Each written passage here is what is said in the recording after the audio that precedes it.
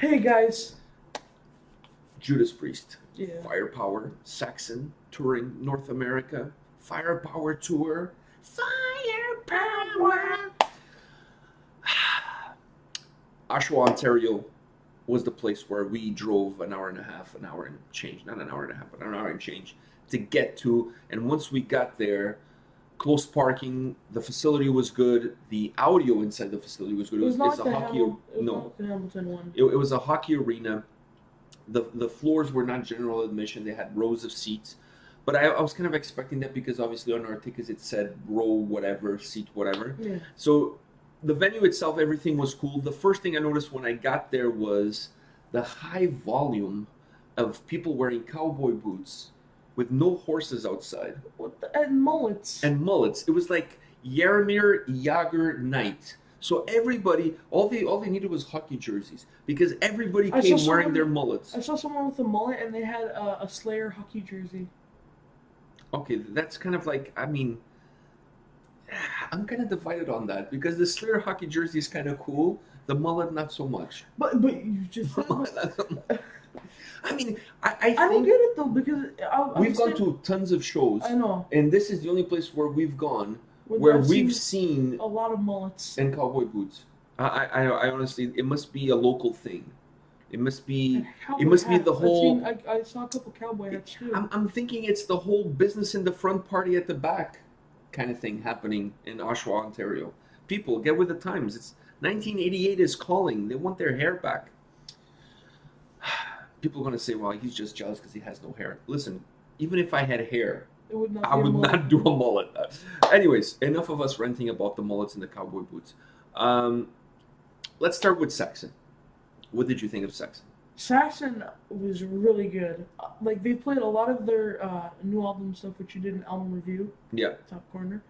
And it was They really started hyped. with the Thunderbolt, which is obviously the name of the new album and is also a track on the new album. So yeah, that's how they started off. It was really hyped. I got really into it.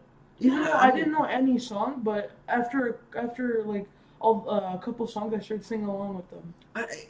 Their performance, I thought their performance was very good, really good. It was my first time seeing Saxon. I really liked their new album Thunderbolt. I really liked it. I mean, really liked it. They mentioned it during the concert. Biff Bifford mentioned that it's one of their highest selling albums since like the 80s. And I'm not surprised because it's really good. The album is really good. And I'm glad that they actually incorporated a lot of that new material into their set. And their set was not very small. Their set was about 10, 11 songs. That's not bad for an opening band.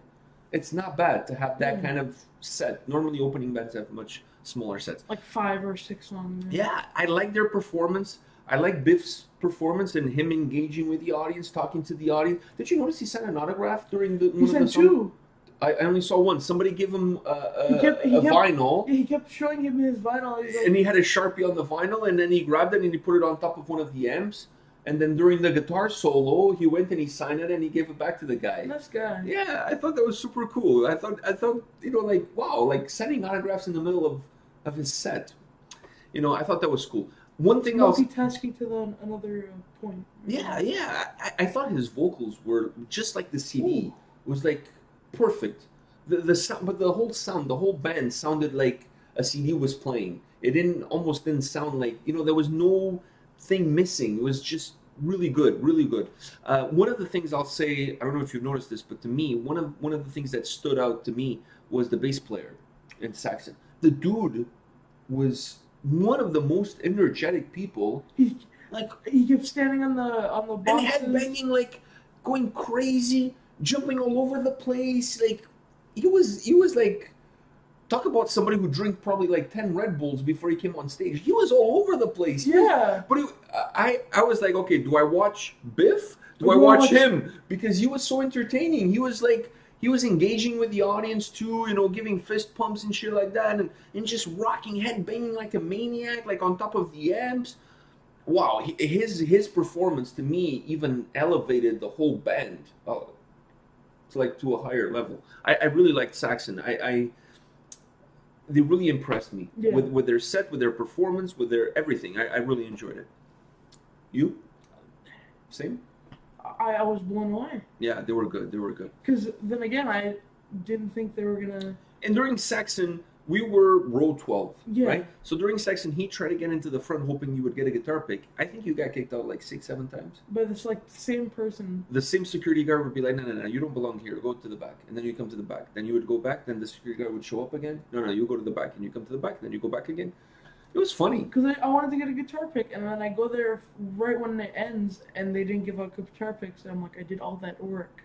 I know. You got kicked out like 7 times. But it was nice to go near them because I saw the bass player up close. Yeah, he was a maniac. Now, their set was finished. Like I said, they started with Thunderbolt. They played quite a bit from the new album, which was good. I really enjoyed that because I really like the new album. Then they played a bunch of classics. They played stuff even from their earlier albums. But then Judas Priest comes on. The stage for Judas Priest was absolutely... Let me start with that. The stage for Judas Priest is epic. I want to just say something. I saw the stage for Judas Priest a little bit, like the little corner.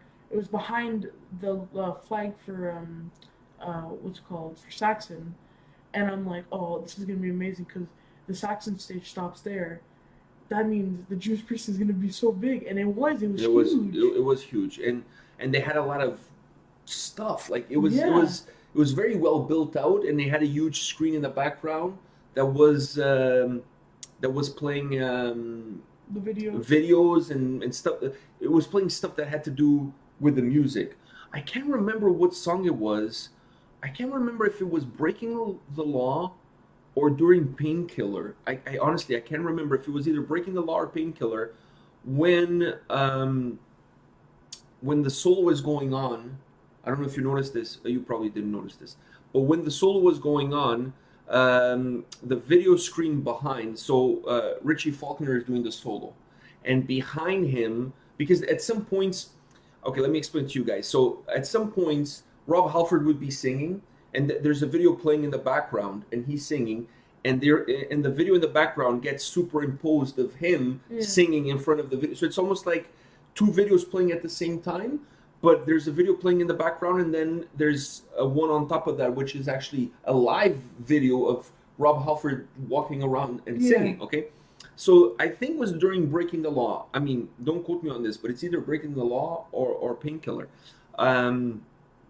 Richie Faulkner is doing the solo, and you see the image of KK Downing in the background doing the same exact solo. I thought that was so cool. I thought that was so cool. That. I saw that. I'm like, wait, because before that there was on the screen, and it would show like them live, and they were on the screen. But then I'm like, wait, that's not that guitar player.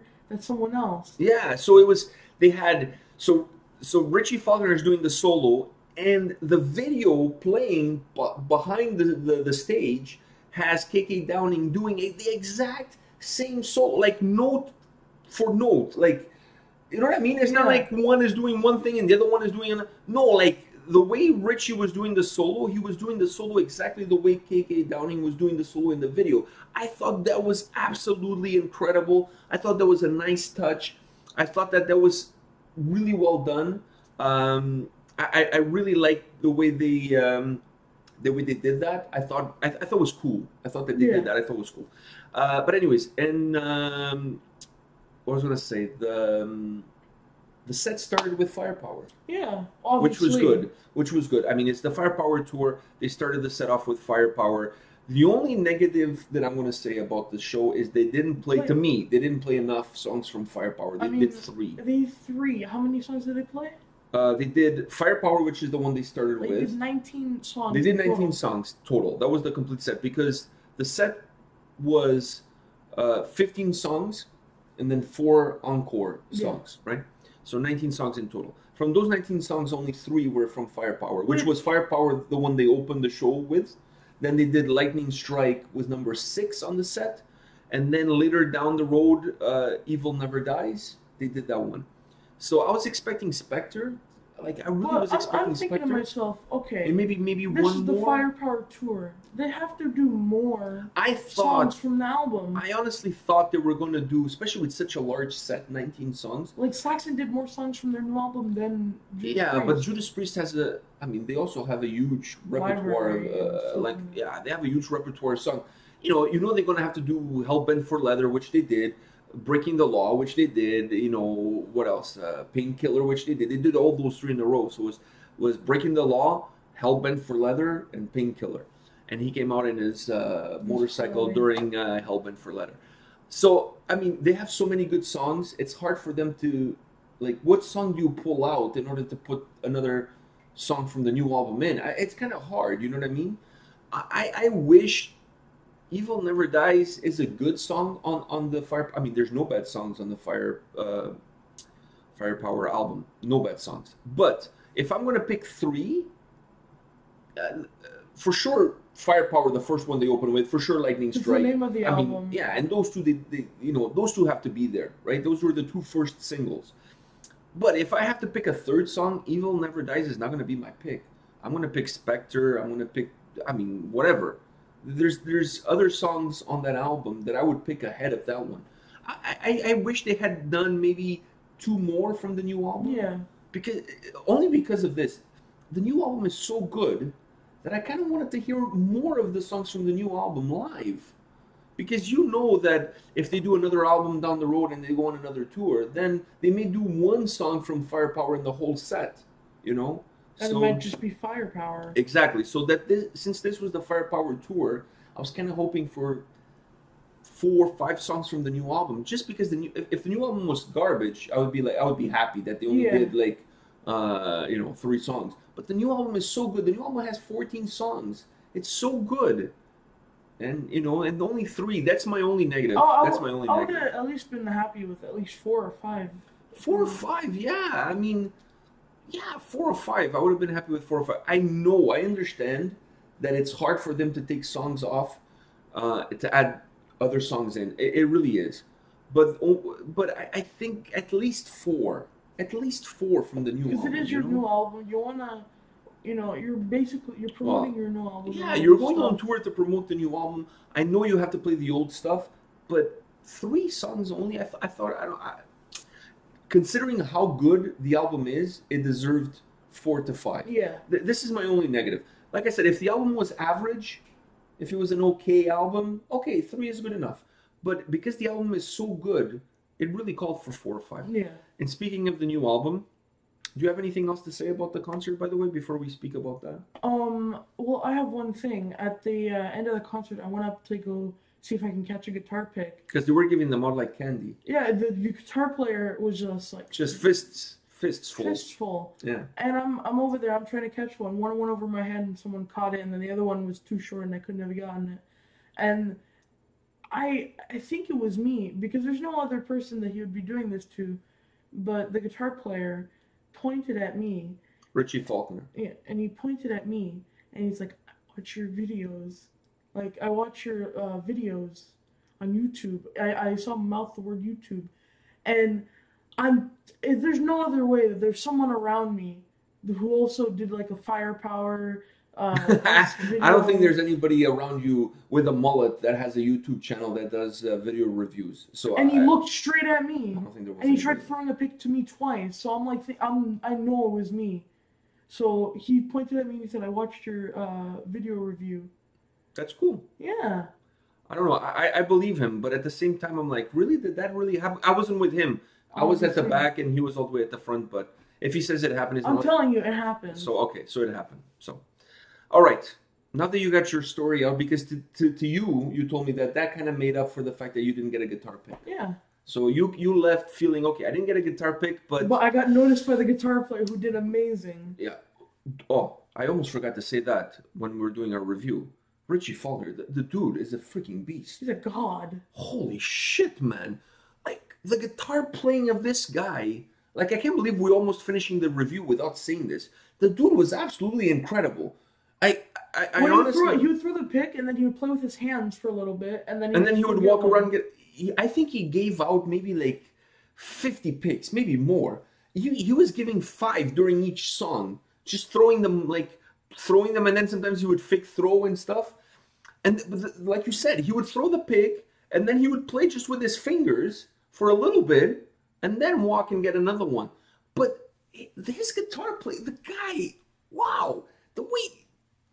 Guys, if you've never seen this guy play live, if you've never seen Judas Priest, and if you've never seen this guy play live, him alone is worth the ticket admission to the show. Him alone.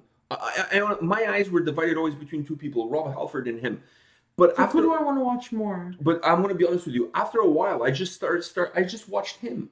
Because he himself, he puts on a show. Incredible guitar skills. Like, incredible. The way he's playing and lifting the guitar up. Crazy solos, the way he's doing his solos. Man, we're using the whammy bar, really well done with one hand there. I went up there, and he was trying to pass a pick. During the whole show, I saw him trying to pass a pick to, people in the front. And they would always miss it, so he's, getting pissed over there. Yeah, because he kept dropping them. Yeah, because someone kept dropping them, so he's like, oh, you're not... Yeah, he said to one guy, I threw you 5. Yeah. And he kept dropping. Or a girl, I don't know. Anyways, the dude is an absolute beast. If you guys never seen Judas Priest live, if not for anything, just go see him. He's incredible. Yeah. But, Rob Halford, we also have to give him some props. His vocals, holy man. When we said, we've done a bunch of video reviews, and we said that Judas Priest, Rob Halford is like a fine wine. The older they get, the better they get. Yeah. No doubt. Rob Halford's vocals today was like I was listening to a CD.